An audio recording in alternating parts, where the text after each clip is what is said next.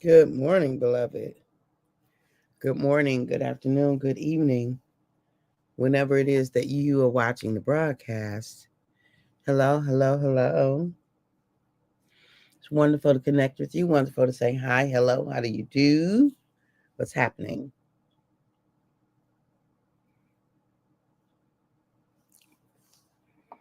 What is going on with you, beloved? Sending you love, grace, peace, mercy, all the things this morning.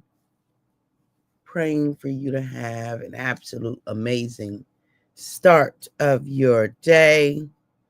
An amazing start of your day. Blessings, blessings, blessings, and more blessings unto you. For those of you who will be live, yes, let's do the thing. Let's do the thing. Let's do it. Let's do it. For those of you who will hashtag and replay it, I love it. I love it. I love it. Uche, good morning. God is good. Amen. For those of you who will be on and I don't know you on and I might not never know you on, I can appreciate that.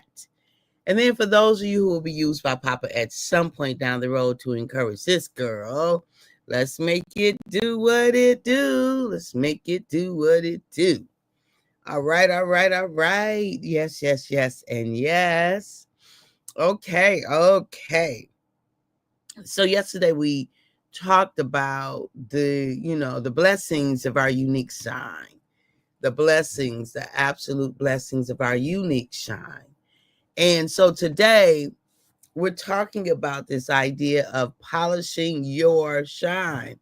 Polish your shine, baby. Polish your shine, right? Your shine is unlike nobody else's shine, unlike nobody else's shine. And so polish it, like clean it up, get rid of all of the debris. Make sure that it's not hid under a bushel, but put on a hill where it can be seen, right? And so do what's necessary to polish your shine. Do what's necessary to make sure that you give that unique way of being, your unique way of being. Do what's necessary to give yourself your unique way of being, opportunity, giving it opportunity, vent and venue, as my pastor would say, giving it space, giving it stage, giving it an avenue in which to show up, in which to be. Polish your shine. What does that mean for you? What does it look like for you? For me, it means I always got a book in my hand or an Audible, listening, or a Kindle or something. That's what it means for me. For me, it means I'm forever learning, forever growing, forever becoming, forever increasing. That's what it means for me to polish my shine. It means that I take in information, that I integrate that information, and I make it my own.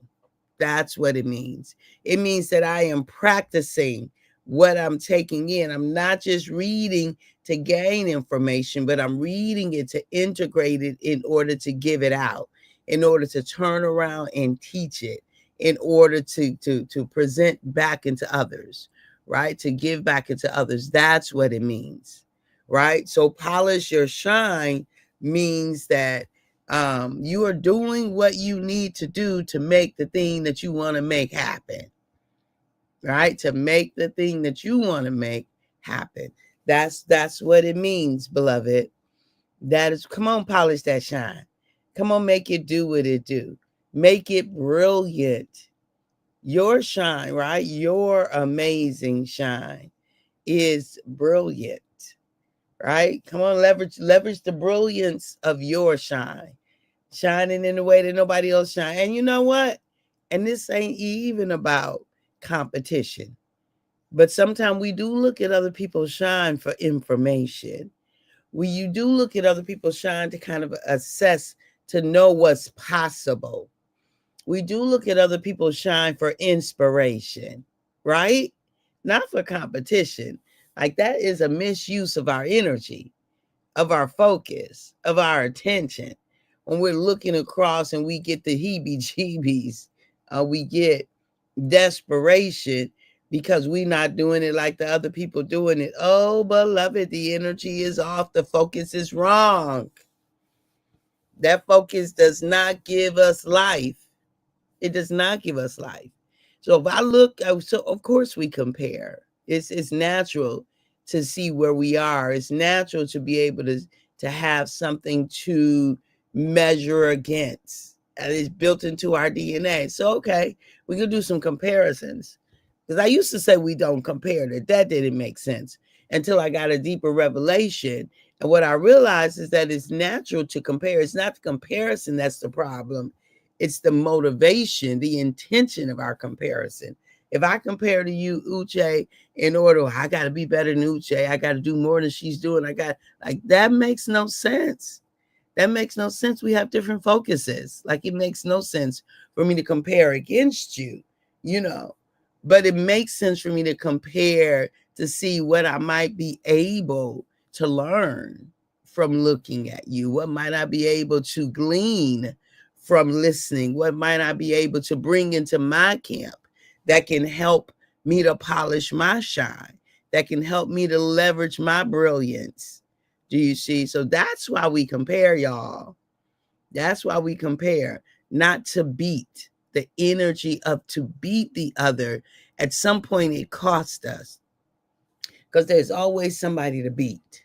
There's always somebody to beat. But think about this. Think about if we compare for the purposes of taking in information to come back and assess what we're doing. Is there something that I can get from the outside that I can bring to the inside that now will leverage how I show up in Papa's universe, right? That will increase my shine, that will benefit my presentation. Do you see? Then that way I'm never looking out of desperation, and I never have that negative energy. Now, some people don't think it's a negative energy, and maybe it's not for them, but I always get the kind of angst if I'm like going, first of all, it makes no sense. Like, I won't ever have what the other person has. I have what I have. And so my focus is to be on what I have and how do I leverage it. What I have and how do I increase it? What do I have and how do I make the most out of it? What do I have and how do I benefit from what I have? Good morning, Erica. Morning, honey bud. What you laughing at? So it just makes no sense. So I'm inviting us to polish your own shine. Polish your shine. Make it do what it do, beloved. Make your shine do what it does. Polish it. Make it brilliant. Make it brilliant. And enjoy it. Like, get so much joy. So y'all know right now I'm doing the coaching certification. And we officially started on January the 28th. And I'm having a ball with the development process of it. I meant that heart. See, you can tell I'm still sleeping. Oh, no worries. I love you back, honey. So I'm having an amazing time with the development of it. And I'm learning, right? I'm learning as I go what works and what doesn't work, right? I'm learning, I'm growing as I go, as I increase in, as I increase in these different ways of being. Good morning, Ray Price. Thank you for the prayers. Thank you. As I increase. So I'm polishing my shine. I'm a teacher. I am blessed with the ability to teach, to assess where a person is, to bring material together in a systematic format, and then to distribute it or to make it available, right? To teach it, to deliver it. That's it, to deliver it in a way that is succinct, like that it builds, right? That it builds upon the prior learning. So we call that scaffolding in instructional design. One of my masters is in instructional design, and so I get to leverage that knowledge for these purposes. So, you know, it just, when I think about someone trying to beat me and me being me, like, it makes no sense, because I've had a lifetime of developing. I first, let's just talk academically. I went to an inner city public high school, and I was an average student. I was an average student because I didn't have, I hadn't really learned the value of leverage everything that I had. Like, education wasn't a premium in my family. It just wasn't. So I didn't have the kind of I don't know, the kind of system or whatever that would have had me to do more than what I had to do. So I was an average student. What I know now is I'm brilliant. I really am. Like, in my ability, my capacity to learn. And I didn't know how to press past something I didn't understand. I didn't know how to go and get the additional information. If I would ask, and if they didn't give it to me, like if they weren't the kind of teacher who could make adjustment, I would ask a question and they would give me what they just gave me. I'm just like, what? I don't understand that, right? And I would kind of just leave it at that. I didn't have an inquisitive mind to, okay, well, let me, I'm like, okay, well, I'm just gonna give her this, But I've always had these natural leadership tendencies and natural love for people and to care for people. I didn't know what all that was in high school. But at any rate, it helped me to soar in leadership. So I became a varsity cheerleader in 9th grade, which was kind of unheard of, and became captain of the cheer team in 10th. So I was captain at 10th, 11th, and 12th. Like, so that really set some things up for me. I didn't know it, though. I didn't realize it, the privilege that I was experiencing. And then I became class president before I graduated, right? 12th grade. Good morning, cousin. All is well. I love you too. All is well with me and us. So I graduated. I had just enough of a GPA to run for president of the class. And so thank God, because that set me up. So you can see me doing the graduation speech, right, as the president. And that, I wish I had that speech. I don't know what I wrote back then, but I sure wish I had know what I said back then.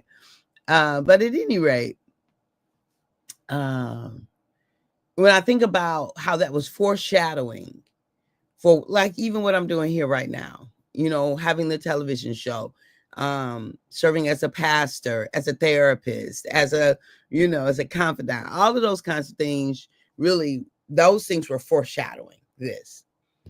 And then when I think that I finally, then I graduated and went to Tennessee State University, but also not having kind of the supports that understood the value of higher ed.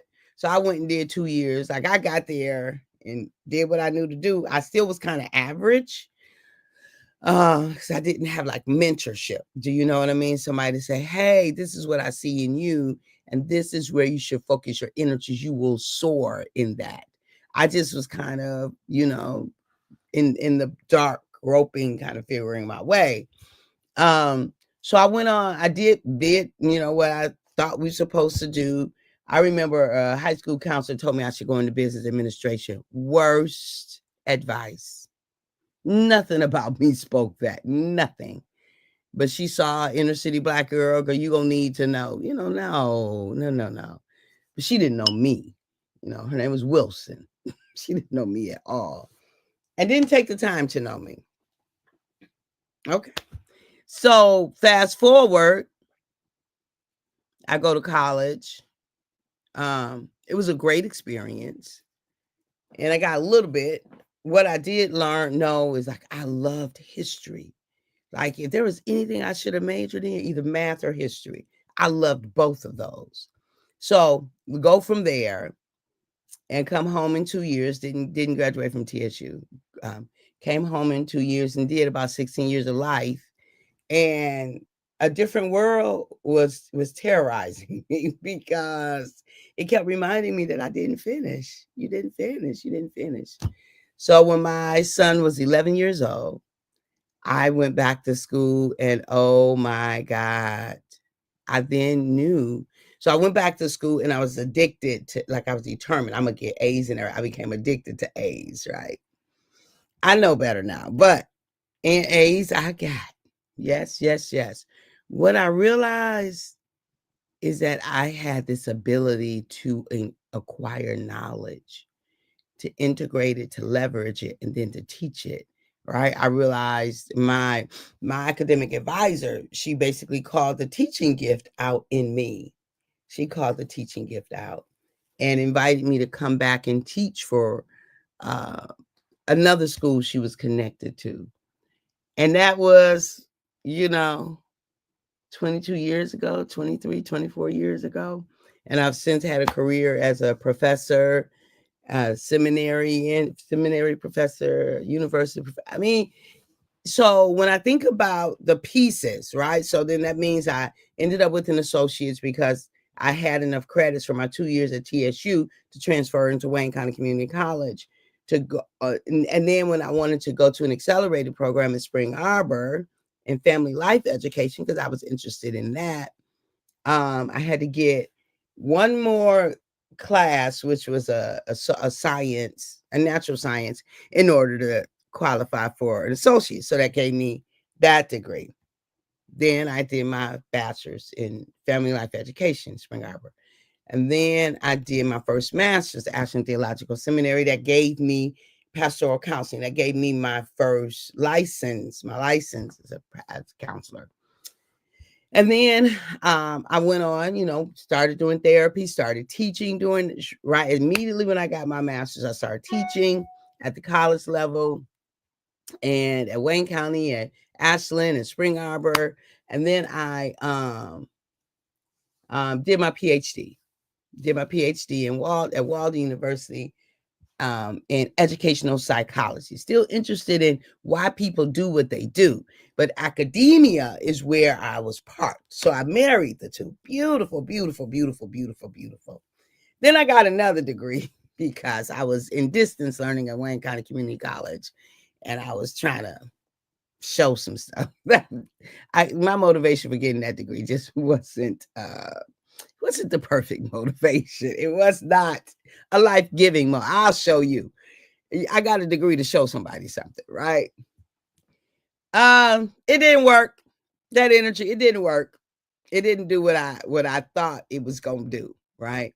It was something else going on. But all things work together for the good of those who love the Lord and are the called according to his purposes, because it did what it needed to do, because I used that degree in lots of different ways. It helps me to understand how to put learning and information together, how to package it. That's just some principles of learning, some skills. It helped me to become a better teacher, because instead of me demanding students to meet me where I was, I would meet them where they were. So every year my curriculum was different because I would do it based upon who was in the room, not what the book said, not what the objectives of the course said. We would meet all those, but I would adjust based upon what group of students I had. So I said all that. I gave you all of my background for this purpose right here. Comparison makes no sense, because I have all those years of becoming, of putting together, of developing. So someone who comes into a situation and tries to compare themselves to me just doesn't make sense. They can't. They don't have the history. So y'all, let's release that, meaning trying to compete with me. I'm going to do it the way she do it, where you cannot, because you're not me. Just like I can't do it the way you do it because I'm not you. Like, so let's polish our shine. Let's leverage our goods. Let's make sure that we improve upon what we have, that we grow what we have, that we expand what we have. We can look at each other and compare notes. And then I can take a little bit from you that fits me. You can take a little bit from me that fits you. And we can just become better. Let's leverage our connections and not sever them by being in competition. Friendly, I don't believe in friendly. I just don't believe in friendly competition. I'm a compete. Compete is against. No, I'm gonna join you. I'm gonna leverage what we have and make it do what it do. All right, beloved, I love you. So polish your shine. Polish your shine. Right? I have the responsibility of polishing mine. And let's make them be brilliant together. At the moment that Abba gave us our breath, me and you, we forfeited, we relinquished, we gave up the right to not be amazing. You and I just simply don't have the right to not be amazing. All right, I'll talk to you soon. Bye-bye for now. Have a fantastic day.